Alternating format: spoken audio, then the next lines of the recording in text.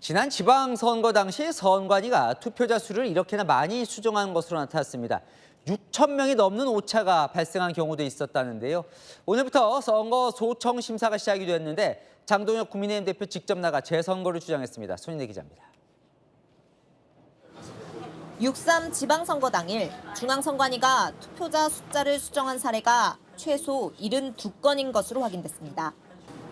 전국 투표소 최소 56곳에서 투표자 수 집계가 틀렸다는 걸 뒤늦게 파악하고 다시 고친 겁니다.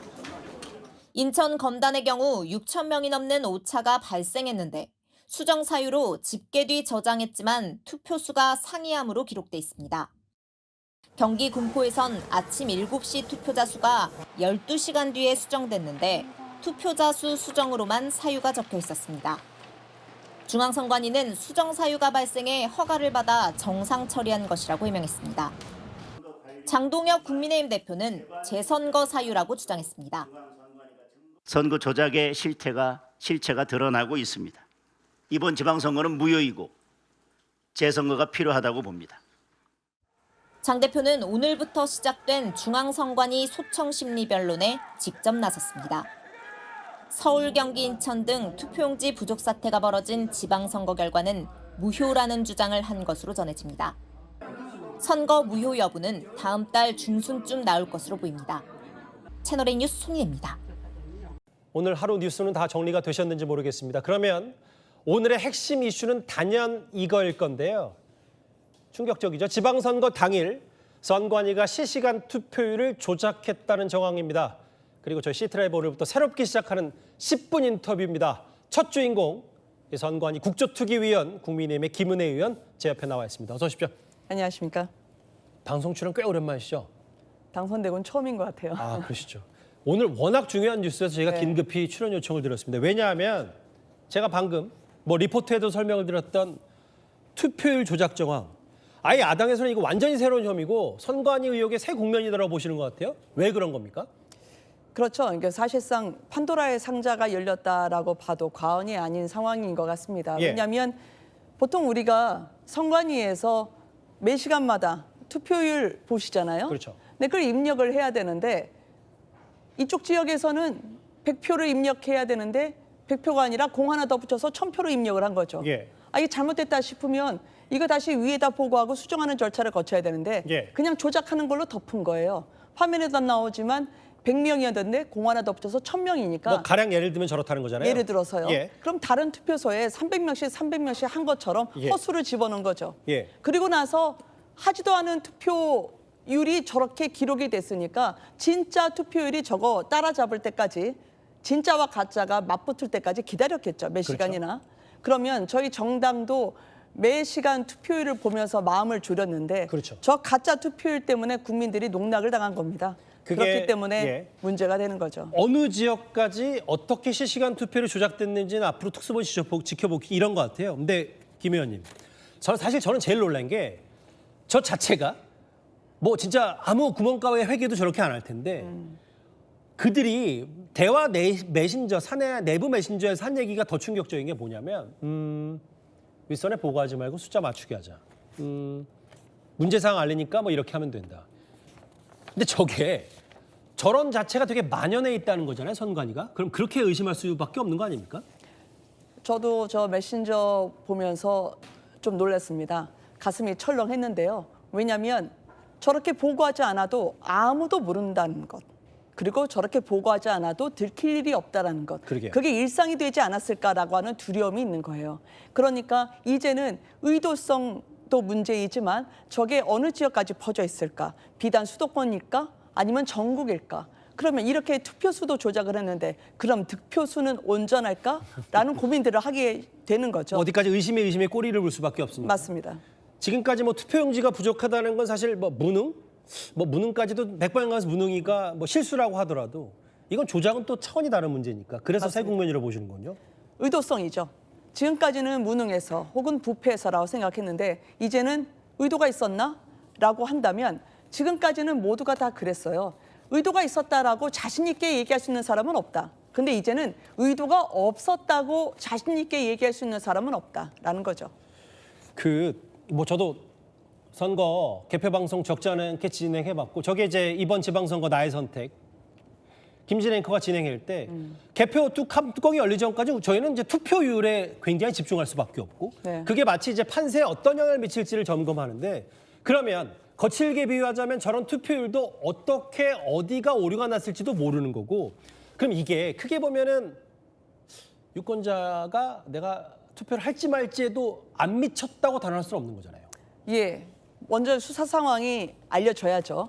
지금 단계에서는 말씀드릴 수 있는 게 많지 않지만 그럼에도 불구하고 규모를 봐야 된다는 생각을 합니다. 규모요? 그렇습니다. 그러니까 저렇게 투표율을 조작했던 규모가 얼마나 될까? 예. 전국에 얼마나 산재 있고 투표율을 조작했다면 해당 유권자 중에 몇 퍼센트가 저 투표율에서 영향을 받게 됐을까? 그렇죠. 유권자 입장에서는 아 여기서 표가 결집이 되겠구나 라면 그게 우리 당인지 아니면은 지지하지 않는 정당인지 모르잖아요. 예. 다만 정당 입장에서는 이 모내기 할 때도 투표 전날이냐 아니면 다음 날이냐 굉장히 예민하게 보거든요. 그렇죠. 그래서 투표를 하지 않은 분들의 투표 의지 예. 그리고 이 판세에 대한 분석 그리고 내가 그럼 투표를 하러 갈까 말까라고 하는 그 앞으로 행동에 대한 결정까지 영향을 완전히 미치지 못했다. 그렇게 보기는 이제 어렵지 않을까라는 생각을 합니다. 그래서 조심스럽지만 말이죠. 뭐 조심스럽고 단언할 수는 없지만 결국 이게 나나 투표 안 해도 되지 않아? 저 정도 투표율 높은데? 라는 잘못된 인식을 심어주는 게 결국 투표율이 득표율에 100% 영향을 안 줬다고 할 수 없다. 그러니까 그게 엄청난 큰 문제고 새 국면이다 이렇게 보시는 거고요. 그래서 철저하게 특검이 성역 없이 끝까지 파헤쳐서 이번만큼은 특검이 국민들이 보실 때 단 한 명도 의혹을 가지지 않도록 해야 된다고 생각을 합니다. 그 국민의힘 소속 이슈하지만 네. 선관위 국조특위위원으로 네. 최근에 저 봤어요. 저 올림픽공원 가서 핸드볼 경기장 안에도 가고 뭐 김 의원께서 실제로 여기는 CCTV가 있어요 없어요라고 문제 제기했던 것도 기억이 나는데 네. 지금 오늘 발표된 저 투표율 실시간 투표율 조작 의혹 말고도 쭉 선관위 의혹 쫓아왔는데 오셨을 텐데 가장 충격적이고 혹시 저희가 모르는 내용이 있다면 어떤 게 있을까요? 기본적으로 이제 제가 국정조사를 진행하면서의 선관위는 도덕적 해이가 만연한 곳입니다. 아시는 것처럼 예전에 가족 특혜 채용이 있지만 예, 선관위는 감사원 감사를 거부했습니다. 예, 헌법기관이라고 얘기했죠. 맞습니다. 그러니까 견제받지 않는 조직은 부패할 수밖에 없잖아요. 그 부패의 온상이 된 거였죠. 그러다 보니까 대선 연구하러 간다고 하면서 몰디브를 갔고 개표 참관한다고 하면서 이탈리아 피렌체를 갔잖아요. 예. 그런데 전 세계 돌아다니면서 선거제도 연구했는데 결국 선관위가 지금 하는 건 숫자 하나도 제대로 입력하지 못했어. 그리고 전 세계에 지금 5년 동안 예. 24억 그리고 선거 잘했다고 준비 잘했다고 이번 지방선거에서도 55억 특별정리금을 받았고 예. 5년간 지자체까지 합쳐서 100억 넘는 세금을 펑펑 썼음에도 불구하고 조작을 하는 것으로 국민에게 화답했다. 제가 얼마 전에 국군 장병 지금 15사단에서 장병 한 사람이 참정권을 행사하지 못했습니다. 왜요? 왜냐하면 그게 이중투표로 알려져 있었었는데요. 예. 본인이 투표를 해야 되는데 다른 일병이 투표를 한 거예요. 피해는 2등병이고요. 저거 처음 듣는 일인데요. 아 그렇습니까? 예. 국정조사에서 한번 제가 이야기를 했는데 아, 그래요? 국방부 장관을 증인으로 채택하자고 했지만 예. 상대당의 반대로 관철을 하지 못했습니다. 예. 여야 합의로 증인이 있어야 되니까요. 그래서 국방부에 전수조사를 하자라고 제안을 했는데 예. 그 뒤에 국방부가 슬며시 가져온 게 38명이 참정권 행사를 못했다는 겁니다. 잠깐만요. 좀 중요한 문제인 것 같아서. 네. 군대 군 복무했던 분들은 웬만하면 다 투표를 하고 하는데 한 명이 자기가 투표권을 행사하지 못했다. 근데 그걸 한 명이라 알고 봤더니 38명이었다는 걸 국방부가 대놓고 얘기한 게 아니라 슬그머니 선관위 국조특위 가져왔단 말이에요. 아, 저희에게 자료 제출을 했죠. 자료 제출을. 그래서 어제 다시 38명이 맞냐라고 했더니 예. 전수조사 결과 인터넷에서 한 100명 정도 예. 그리고 국방망이라고 하는 일종의 인터넷 통해서 약 100명 정도에서 200명 가까이 내가 참정권을 행사하지 못했다라고 국방부에 신고를 했고 예. 사실 결과 조사를 바로 우리에게 알려달라 했던 조사 결과까지도 아직 내놓지 않고 있습니다. 그래서 국방부에서 이렇게 나라를 지키는 우리 장병들, 청년들에게도 참정권이 박탈이 됐으면 온전하게 안보, 자신할 수 있겠습니까? 그래서 아직도 우리는 모른다. 누구도 선관위가 제대로 국민들의 단 한 사람의 표를 지켜주고 있는지, 단 한 사람 표가 어디로 갔는지 모른 채 그들만의 리그에서 오늘도 혈세를 쓰고 있을지 모른다라는 판단을 하게 된 겁니다. 의원님, 뭐 저처럼 뉴스를 매일매일 꼼꼼히 쫓아보는 저조차도 사실 죄송한 말씀이지만 그 군장병들 네. 38명이 투표권 행사하지 못하는 처음 들었거든요. 네. 뭐 오늘 시트라이브 출연으로 좀 더 이게 문제 제기가 되고 명백히 잘못된 일이니까 뭐 선관위 문제 투표권 행사 못하는데 여야가 어디 있습니까? 그렇죠. 38명이 못했다. 근데 이게 진짜 뭐 이것도 또 제가 의심병이 생겼는지 모르겠지만 정말 38명까지 또 100명 넘게 혹은 그 더 많아질 수 있는 거 아니에요? 그렇습니다. 그런데 국정조사 다 되도록 자료를 제출하지 않고 있어요. 그리고 국방부 장관이나 행안부 장관 책임 있는 정부의 관계자가 증인으로 채택되지 않고 저희야 국정조사를 이제 여기서 어영부영 끝내서는 안 된다. 여기서 끝나면 국민의 참정권은 이제 영영 저희가 찾아올 수 없기 때문에 나라의 위기에 여당도 함께 했으면 좋겠는데 사실 언제까지 국정조사 할 거냐라고 말씀을 하셔서 예. 우리만큼 그렇게 적극적이지 않나 아쉬움은 좀 있었습니다. 마지막 하나 여쭤볼게요. 그러니까 뭐 특조특위 연장 그 건 말고는 뭐 제가 정치인은 아니기 때문에 앞에 얘기했던 김은혜 의원이 말씀하셨던 전반적인 문제제기는 다 공감하는데 반대쪽에서 이런 얘기를 해요. 뭐 장도혁 대표도 국민의힘 지도부가 뭐 부실 선거 들여다보는 건 좋은데 마치 선관위 서버까지 들여다보면서 이게 부정선거에 올라타는 거 아니냐라는 문제 제기를 여당뿐 아니라 국민의힘 내부도 하거든요. 이거에 대해서는 어떻게 판단하세요? 두 가지를 좀 나눠서 말씀드려야 될 것 같아요. 저는 일단 선관위 서버는 저는 털어야 된다고 생각합니다. 예. 왜냐하면 지금까지 국민들이 예상하지 못했던 의도성이라는 게 오늘의 이 사건으로 드러났기 때문에 국민들이 의혹을 가지시지 않도록 예. 강도 높게 특검이 그리고 범위를 축소하지 않고 예. 인지수사, 강제수사가 가능하도록 이 사안은 국민의 권리, 헌법적 권리가 달린 문제이기 때문에 나서야 된다. 다만 우리가 보통 이야기할 때 선거 결과를 뒤집을 만한 그렇죠. 또 뒤집기 위한 그런 의도가 명백하게 보인다. 저는 현재까지 언론 보도를 통해서 전 단언하지 못합니다. 예. 그렇기 때문에 결과를 뒤집기 위한 의도가 있는 선거였다라고는 저는 판단하는 단계가 아직 이르다. 그리고 그렇게 단언할 수 있는 증거가 없다라고 보고 있기 때문에 알겠습니다. 선거에 대해서는 철저히 특검으로 그리고 국정조사를 함께 병행해야 된다고 보고 있습니다. 오늘 새롭게 드러난 투표율 조작 의혹, 조작 정황 국민의힘의 국조특위위원 국민의힘 소속 김은혜 의원과 함께 해당 의혹 샅샅이 살펴봤습니다. 오늘 말씀 고맙습니다.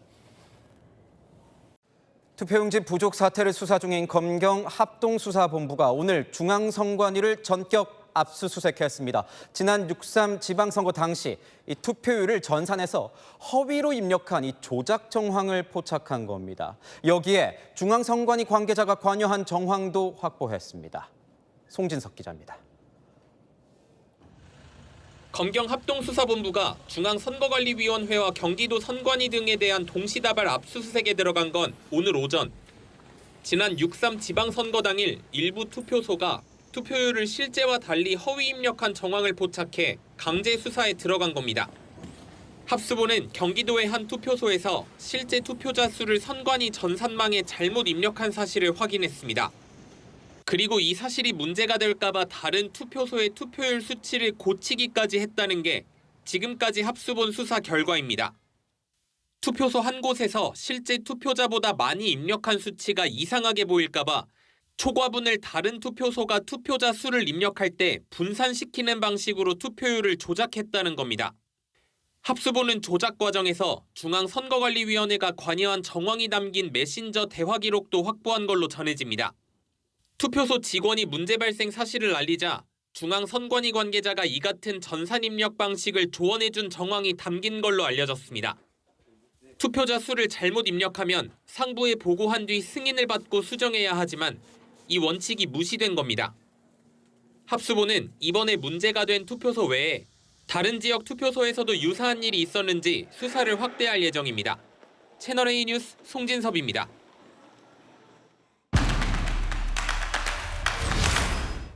네, 아는 기자 시작하겠습니다. 사회부 법조팀 박건영 기자 나와 있습니다.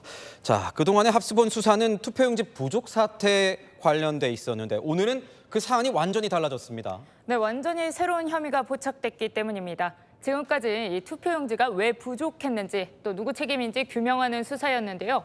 수사 과정에서 실제 투표한 유권자 수, 즉 투표자 수가 전산에 조작 입력된 정황이 발견된 겁니다.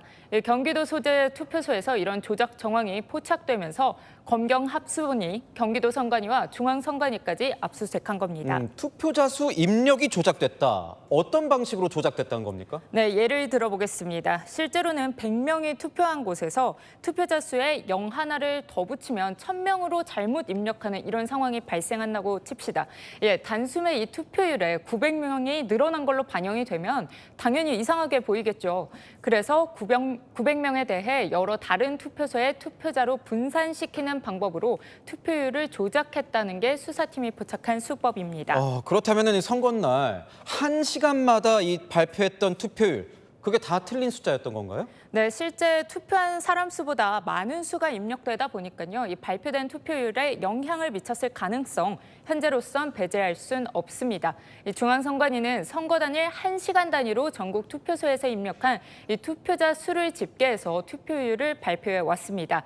지방선거 당일인 지난 6월 3일도 마찬가지인데요. 합수본은 1시간마다 공표된 이 투표율이 실제 투표율과 달랐던 지역들이 있을 수 있다, 이렇게 의심하고 수사 범위를 확대하고 있습니다. 이게 단순한 문제가 아닌 게 개표 결과까지는 아니더라도 이 유권자의 투표에 영향을 미쳤을 가능성, 그런 문제 있는 거 아니겠습니까? 맞습니다. 이 수사를 통해 밝혀져야 할 핵심 의혹 중 하나인데요.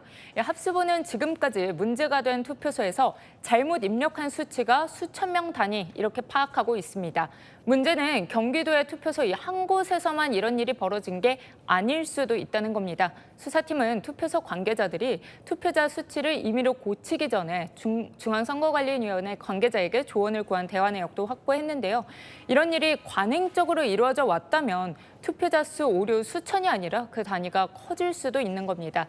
만약 매 시간 발표되는 이 투표율이 실제보다 높게 발표됐다면 유권자 입장에서 나 하나쯤이야 하는 심리로 투표소에 가지 않았을 수도 있고요. 오늘 합수본의 압수수색도 투표율 조작이 유권자 심리에 영향을 미쳤을 가능성 염두에 두고 결정한 걸로 전해집니다. 당장 국민의힘 의원들 비판에 나서고 있지 않습니까? 네, 맞습니다. 당장 국민의힘에서는 부정선거와 선거조작 의혹을 제기하고 있습니다. 장동혁 국민의힘 대표는 이게 부실선거냐, 부정선거냐 이렇게 날을 세웠고요.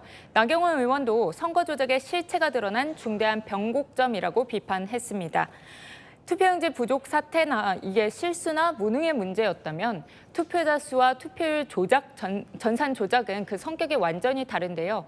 의도적, 조직적인 조작이 있었는지는 수사를 통해 드러날 걸로 보입니다. 여기까지 듣겠습니다. 지금까지 아는 기자 박건영 기자였습니다.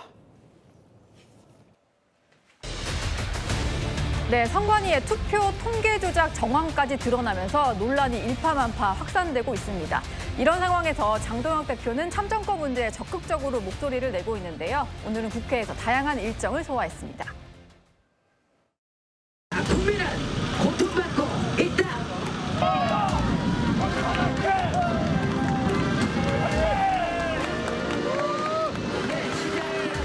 맨발의 사나이 조승환님의 얼음이 퍼포먼스가 시작되겠습니다. 반갑습니다.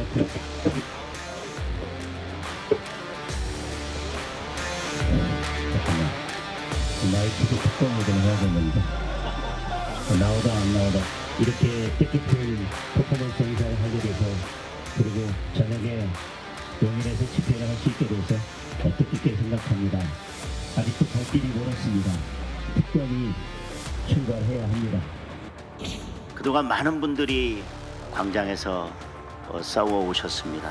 때로는 가짜 뉴스로, 음모론으로, 극우로 평가받으면서 힘들게 계속 목소리를 내왔었습니다. 이것은 부실 선거입니까? 부정 선거입니까?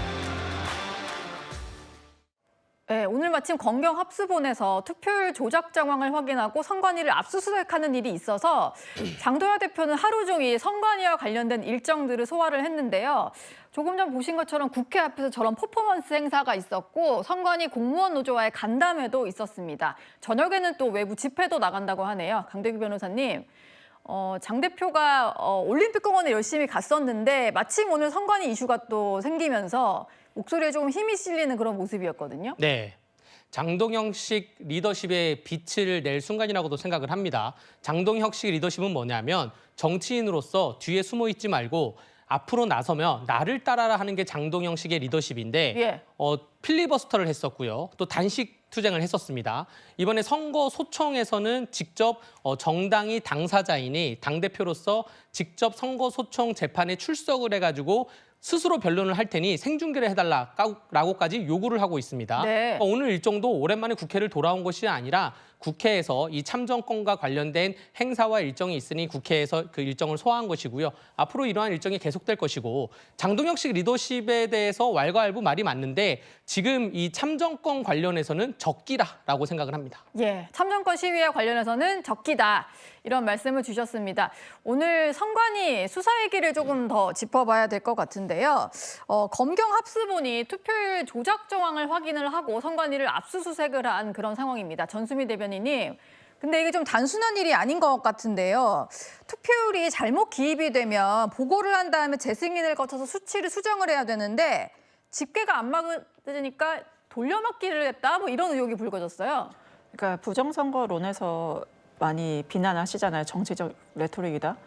스스로 선관위가 그걸 자초를 한 거예요. 그러니까 그거를 그렇게 부정선거론이 나올 수 있도록 여지를 주고 그거에 대해서 이렇게까지 했다는 거는 더 이상 부정선거론에 대해서 부정선거론의 음모론이다. 어떻게 그렇게 치부를 할 수 있을까요? 예. 선거는 민주주의의 꽃이고 무엇보다 그게 국민들의 의사가 잘 반영될 수 있도록 정말 투명하고 공정하게 절차적으로 해야 되는데 선거 관리 전체 영역에 있어서 총체적 부실을 보여준 게 바로 이번 선관위 사태 아니겠습니까? 네. 무엇보다 여러 번쯤 이런 시그널이 있었죠. 이 투표에 털리자 허위 입력, 이건 정말 너무나 말도 안 되는 거고요. 용지, 지방선관위에서 용지 부족 계속 있다고 하니까 이 요구조차도 묵살했다고 나오고 전체적으로 이게 비상이 대법관 체제이기 때문에 이거 우리는 뭐 고귀한 법관이야 뭐 하면서 굉장히 독립기구야 하면서 감사를 받지 않고 정말 자기만의 특정 그 성 영역에서의 그런 자기만의 왕국을 꾸렸던 선관위의 폐해가 이번에 완전히 그 민낯이 전 국민에게 공개가 된 거잖아요. 그러니까 예. 자연석 대표님이 그런 것들 참정권 침해에 대해서 참정권이 무너진 거에 대해 참정권이 국민들에게 수호되지 못한 거에 대해서 앞장서서 싸우시는 건 분명히 의미가 있다고 생각합니다. 하지만 그게 전체는 아니잖아요. 그러니까 타이밍이 있는데 지금 6.3 지방선거로부터 상당한 시간이 지났고 그거는 하나의 많이 다뤄야 될 민생 아이템 중에 하나로 다루시고 지금 다뤄야 될 여러 가지 민생 현안이 너무 많지 않습니까? 네. 오늘 있었던 부동산 대토론회부터 해서 지금 뭐 주거, 일자리 모든 것들에 대해서 이제 야당 대표가 거기서 정부의 문제점이 있다면 비판도 하시고 비판에서 끝나는 게 아니라 대안도 제시하셔서 좀 더 나은 같은 공동의 국정 운영의 책임자로서 역할을 해주시길 기대하고 있습니다. 예. 그 역할, 제일 야당 대표의 역할을 좀 제대로 해주시길 간곡하게 부탁드립니다. 네. 오늘 이제 압수수색을 하고 있는 얘기로 좀 다시 돌아가서 이걸 좀 짚어봐야 될 것 같은데요. 강대규 변호사님, 네. 그러니까 이게 저희가 예시를 들어본 건데 네. 선관위가 수정 절차를 제대로 거치지 않고 임의로 이렇게 조금 기록을 했다라는 거예요. 네. 그러니까 투표율이 틀렸는데 나중에 언젠간 맞아지겠지라고 하면서 수치를 틀린 채로 그대로 방치를 했다라는 거죠.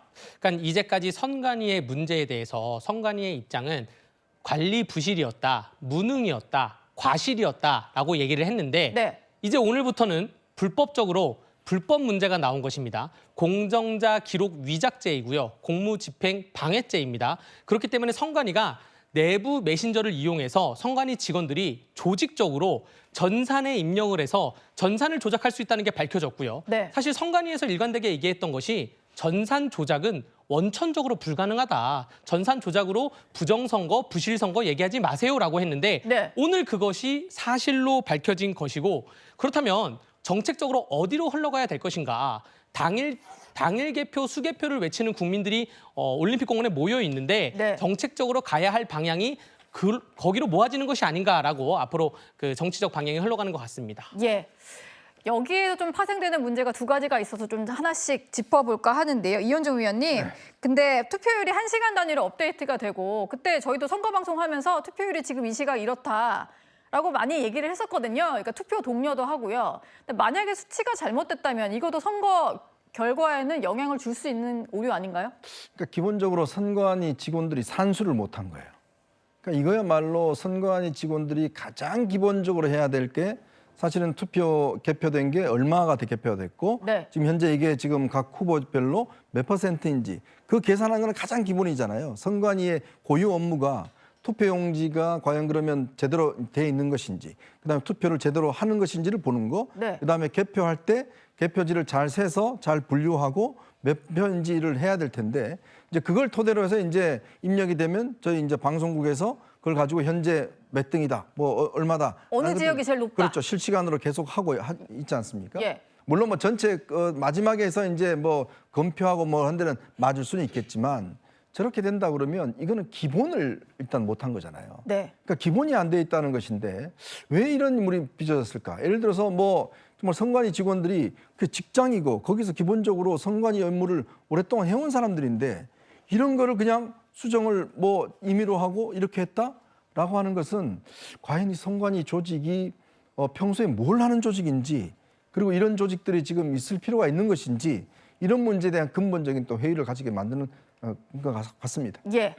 그리고 또 한 가지의 의문은요. 지금은 이건 당장 뭐 투표율에 대한 이제 잘못된 기록이었습니다만요. 최진봉 교수님, 그럼 나중에 투표 결과, 이제 개표 결과는 제대로 입력했을까? 이런 의문을 가지시는 분도 꽤 있더라고요. 이런 얘기가 나오니까 그런 의문을 가질 수는 있겠죠. 그러나 지금 상황에서 투표 결과가 잘못된 이렇게 단정적으로 얘기하면 안 돼요. 이건 지금 투표한 사람이 숫자가 몇 명이냐를 도입하는 과정에서 문제를 발생시킨 거잖아요. 이건 분명히 선관위가 잘못했고요. 예. 이런 행동을 하니까 문제인 거, 절차를 제대로 밟아야죠. 본인들이 만약에 잘못했으면 수정하는 절차가 있어요. 그거 하기 싫어가지고 결국은 이렇게 임의로 분산해가지고 숫자를 나눈 거 아닙니까? 네. 그건 잘못됐죠. 예. 그러나 이것만 가지고서 이게 부정선거다 이렇게 주장하면 안 돼요, 아직은. 왜냐하면 투표 결과와 이거는 다른 상황의 문제이기 때문에, 그러니까 아직까지는 이거는 거기까지 가면 안 된다고 보고, 다만 이런 일이 발생하니까 자꾸 이제 부정선거 주장하는 사람들에게 더 공격할 수 있는 빌미를 주는 거잖아요. 그러니까 선관위가 100% 잘못했고요. 네. 개혁을 해야 되는 거 맞고요. 다만 이런 문제 때문에 지금까지 뭐 선거 결과가 잘못됐다 이렇게 단정적으로 얘기할 수 있는 상황은 아니라고 생각합니다. 예. 선관위 문제가 좀 일파만파 커지면서 장도혁 대표의 사퇴를 놓고 갈등하는 것은 좀 잦아든 상황이긴 합니다. 그런데 오늘은요, 당대표 폐지 논의를 두고 갈등이 불거졌습니다. 정치는 바르게 하는 것이다. 리더가 꼼수를 부리지 않고 반듯하면 백성도 자연스럽게 바른 길을 따른다는 정치의 핵심 가치입니다. 사실 지금 현안이 너무 많지 않습니까? 원 구성까지 좀 미뤄진 상태에서 지금 그 민생은 타들어가는 이상 그걸 안 하고 나홀로 당해투쟁, 시간이 갈수록 동료 의원들로부터 외면받는 모습이 되는 거죠.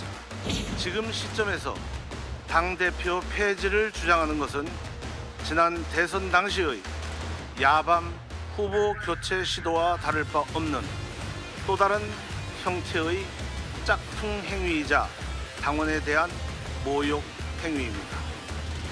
정치는 우리가 어떤 법정 어떤 독립기관처럼 이렇게 임기가 보장되는 그런 자리가 아닙니다.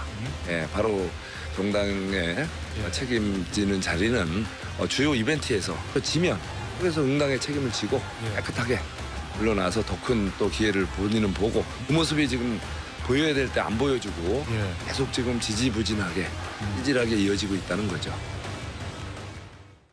예, 최근 대안과 미래에서 당대표 폐지 문제를 논의를 하기 시작했는데 대안과 미래를 이제 저격하고 있는 조광한 최고위원이 또 저렇게 비판하고 나선 겁니다. 비유를 이렇게 했는데요. 지난 대선 때 대선 후보 교체 시도 같은 짝퉁행위다 이런 얘기를 하네요. 강대규 변호사님, 네. 저게 좀 적절한 딱 맞는 비유다 이렇게 보시나요? 뭐 그때보다 더 황당한 일이라고 할 수가 있죠. 우리 송석준 의원께서 아까 말씀하신 것 중에 동료 의원들로부터 외면받다고 말씀하셨는데 네. 송석준 의원께서는 당대표의 역할과 원내대표의 역할을 구분을 잘 못하시는 것 같습니다. 당대표는 당원들 전체의 총의를 받은 거고요. 원내대표는 국회의원들의 총의를 받았잖아요. 동료 의원들이 이끌어가는 거는 그 원내대표이고요. 당대표는 당원들의 의견을 다 받들어야 됩니다. 그러면서 민생은 당연히 중요한데 그렇다면 민생의 재산권이 중요하냐 혹은 참정권의 침해가 더 중요하냐 여기에 대해서는 그 기본권의 충돌이 있는 문제이기 때문에 당대표가 참정권 침해를 주장하는 당원들과 함께하는 것을 이렇게 비판할 수는 없다고 보여지고요. 당대표 폐지론이 정말 황당한 게 우리 채널A 언론사를 비롯해서 모든 회사, 뭐 협회, 기관, 하다못해 아파트 반상회까지 대표가 없는 곳이 있습니까? 당대표를 폐지해서 뭐 어쩌겠다는 겁니까? 굉장히 황당한 주장을 대안과 미래에서 하고 있다. 논의할 가치도 없다고 저는 생각합니다. 그럼 미국은 황당한 제도인가요? 미국은 원내 정당 중심의 제도를 갖고 있잖아요. 그러니까 우리나라는 지금 당이라는 조직과 원내라는 조직, 이게 사실은 당대표와 원내대표가 다르다고 하셨는데 그게 아니라 교집합이죠. 그러니까 당대표가 의원뿐만 아니라 당원 전체의 어떤 뽑히지만 또 원내대표도 그 안에 있는 거 아니겠습니까? 그래서 최고위원회 할 때 당대표가 있고 원내대표가 있고 각각의 권한이 있는 거잖아요. 따로 분리된 게 아니지 않습니까? 어떻게 분리돼요? 그럼 장동혁 대표의 국민의힘과 정점식 원내대표는 국민의힘이 아닌가요? 그건 말로 오해한 것이고, 그리고 이 원내 정당으로 가자는 것은 우리나라가 워낙 당대표 중심으로 해서 이 여러 가지 정책 논란이 있으니까 미국처럼 사실은 원내 중심으로 해서 나중에 후보자는 뭐 프라이머리 이런 거에서 뽑고 뭐 이런 것들을 제도로 논의하자는 것이지 그게 무슨 황당한 짓인가요? 뭐 당대표 없어도 원내대표는 있으니까 뭐 이런 말씀이셨어요. 뭐 교집합이면 당대표 폐지하면 원내대표도 폐지해야지 교집합인데 무슨 차이가 있겠습니까? 전 더불어민주당이 부러운 게 뭐냐면 제가 2005년도에 한나라당 때 입당을 했는데 제가 정당인으로 있는 21년 동안 당대표 임기를 지키는 사람이 황우여 대표밖에 없었습니다. 지금 더불어민주당은 작년에 재보궐선거를 하고 이번에 다시 전당대 시즌이 왔잖아요. 당대표의 임기를 지켜주고 있다는 것이 개인적으로 굉장히 부럽고요. 아까 미국 예를 드셨는데 그 미국도 당대표의 임기는 지켜줍니다. 장동혁 대표도 그러다 보니까 임기를 지킬 의지가 있는 것 같습니다.